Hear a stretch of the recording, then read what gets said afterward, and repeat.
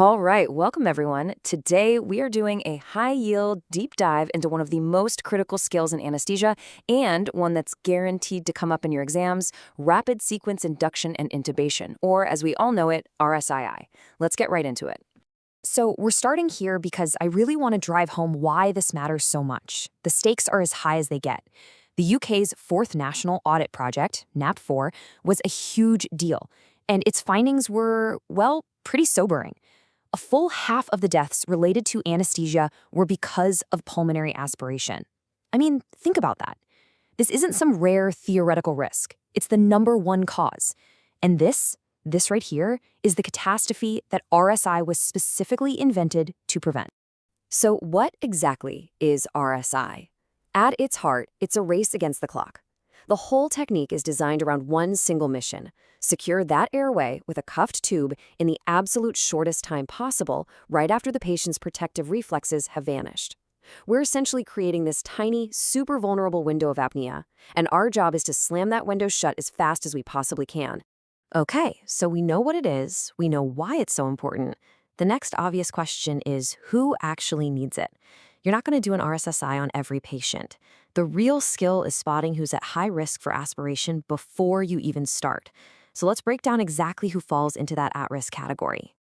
This table really breaks it down into two main buckets. On one side, you've got patients who might be technically fasted, but their physiology just makes that unreliable. We're talking about pregnancies, significant obesity, or conditions like diabetic gastroparesis that slow everything down. Then, on the other side, you have the really obvious ones: the emergency patient who just ate, someone with a bowel obstruction, or a trauma patient where pain has just slammed the brakes on their gastric emptying. The big takeaway: you need a high index of suspicion for both chronic conditions and acute emergencies. You have to assess every single patient for these risks. Now, this is fascinating because it shows the trade-off.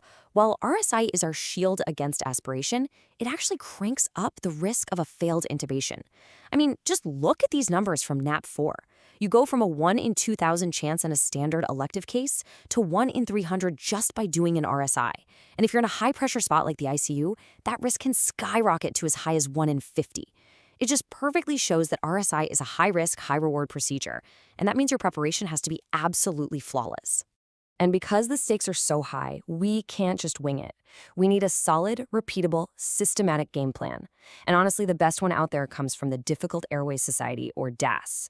Their checklist gives us a clear, structured approach to follow every single time. So let's walk through that plan. The whole DAS checklist is built on these 4 pillars: prepare the patient, the equipment, the team, and, this is the one people forget, prepare for difficulty. Just burn this into your brain. Think of it as your mental map for the whole thing. If you get these 4 things right, you have already eliminated a massive amount of risk before a single drug is pushed. First up, the patient. And this isn't just a quick, "How are you?" This is a formal airway assessment, getting rock-solid IV access and getting their positioning perfect. That 20-degree head-up or ramped position is absolutely key. It helps you preoxygenate better, it gives you a much better view with the laryngoscope, and it can even passively help reduce regurgitation. And of course, preoxygenation, well, that's completely non-negotiable. You have to max out that safe apnea time. Now, to help us put a number on that risk of a difficult airway, we've got tools like the MAC-OCHA score. And as you can see, a high Mellon-Potty score is a massive red flag, worth 5 points all on its own. Things like sleep apnea, a stiff neck, or low oxygen levels all add up. The simple rule of thumb, and the thing to remember for your exam, is that any score over 2 means you should be predicting a difficult intubation and already be thinking 2 steps ahead to your backup plans. Next, equipment. This is your pre-flight check, and it has to be perfect. Everything must be checked and literally within arm's reach. That means your monitors are on, suction is working and tucked under the pillow, and all your airway gear is laid out. And the evidence is getting pretty clear that using a video laryngoscope as your first choice can boost your first pass success rate, so you should really consider it. Your drugs need to be drawn up, labeled, and ready, and a bougie should be right there, ready to go. And speaking of drugs, here are the usual suspects. You're seeing propofol and rocuronium used a lot more these days, kind of replacing the old classic combo of thiopental and succinylcholine. Ketamine, of course, is a fantastic choice if your patient is hemodynamically unstable. And notice that opioids like fentanyl are optional. They're just there to blunt that big sympathetic surge from laryngoscopy. But here's the crucial point. You can't just follow a recipe. A frail septic patient needs a way smaller dose than a young, fit trauma patient. You have to tailor it every time. Okay, and this might be the most important part of all, the human element. Preparing your team and preparing for difficulty. This is all about communication. Everyone in that room needs to know exactly what their job is. Who's intubating, who's pushing drugs, who's on Cricoid if you're using it. And you absolutely have to say your plan out loud. Plan A is RSSI with the CMAC. If that fails, Plan B is the iGel. This creates a shared mental model, and that's what makes the difference between chaos and a smooth rescue if Plan A doesn't work out. All right, we've gone through the plan. Now, let's get into the really juicy stuff, the single most controversial part of RSIZI, cricoid pressure. I mean, this technique has been the cornerstone of this procedure for more than 50 years, but right now it is under some serious fire. And this is where it all began. Back in 1961, Brian Arthur Selleck published this paper in The Lancet. The idea was simple, it was elegant, just press on the cricoid cartilage, squeeze the esophagus shut against the spine, and stop stomach contents from coming up. And for decades, this was just gospel. It was the way it was done. But there's a problem, a big one. The theory doesn't really match up with reality. The idea was this nice, neat compression of the esophagus against the C5 vertebra. But when we actually look with modern imaging, like MRIs, we see that for a lot of people, the esophagus isn't directly behind the cricoid at all. It's actually off to the side. So when you push down, you're not squashing it flat, you're just pushing it further out of the way. So if the basic mechanism is flawed, you'd think people would have stopped doing it, right? Well, nope.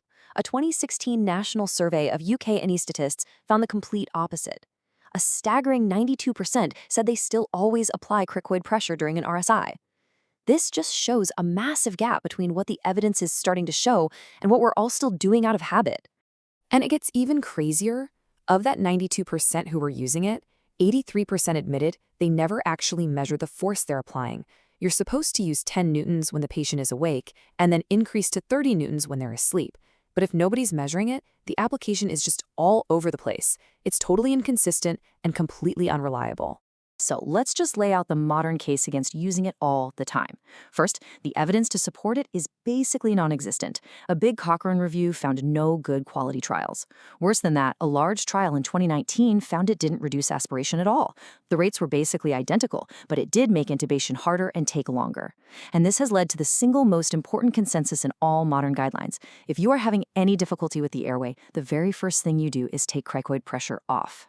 So where does that leave us? Well, all this debate and variation in practice led to an international group of experts getting together. They're called the Project for Universal Management of Airways, or PUMA, and they came up with a new set of universal principles to try and standardize things. And this table just beautifully sums up the new consensus. PUMA breaks it down into 3 categories. The recommended column, that's your non-negotiable stuff. Preoxygenation, using a fast-acting muscle relaxant, you have to do it. Suggested includes things like apnoeic oxygenation, which you should probably do. And then look what's in the optional column, right there at the bottom, cricoid pressure. It's officially been downgraded from a core part of the procedure to an optional extra, left entirely up to your clinical judgment. So after more than half a century of evolution, from Selleck's original idea all the way to these PUMA guidelines, what's next for this incredibly important procedure? Where are we going from here? Well, a couple of really cool things are on the horizon. First, point-of-care gastric ultrasound.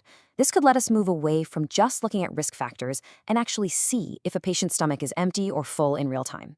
Second, there's some interesting research into something called paratracheal pressure, which might be a better alternative to cricoid, possibly preventing air from going into the stomach without messing up your view with the larynx.